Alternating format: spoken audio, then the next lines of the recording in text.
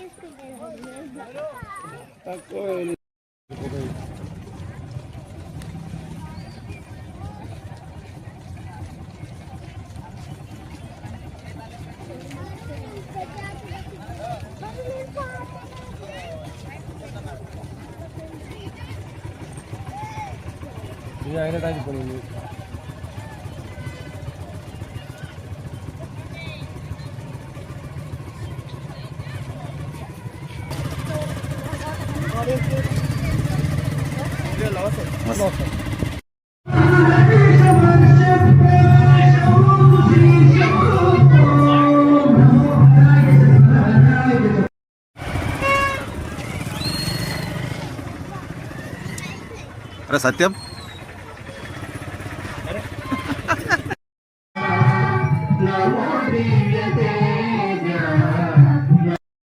మన గవర్నమెంట్ ఇట్లే ఉండేరా ఇదంతా పోయి సాఫ్ చేయాలి శంకర్రావు చూడు అలా గవర్నమెంట్ ఎంత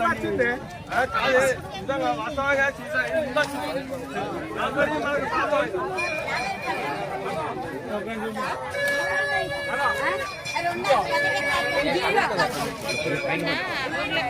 రోడ్ మీద పోయే బండి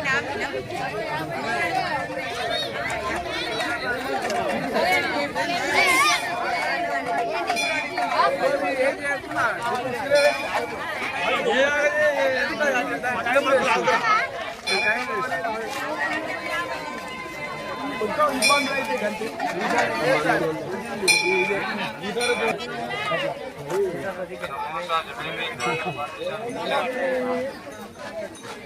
ఎప్పుడు పెట్టినా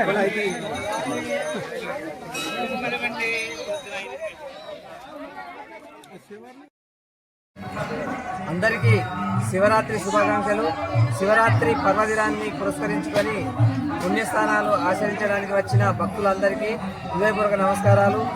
ఈ దండేపల్లి మండలమే కాక లక్షటిపేట మండలం సుదీర ప్రాంతాల నుండి చాలామంది భక్తులు వచ్చి పుణ్యస్థానాలు ఆచరించడం చాలా సంతోషంగా ఉంది.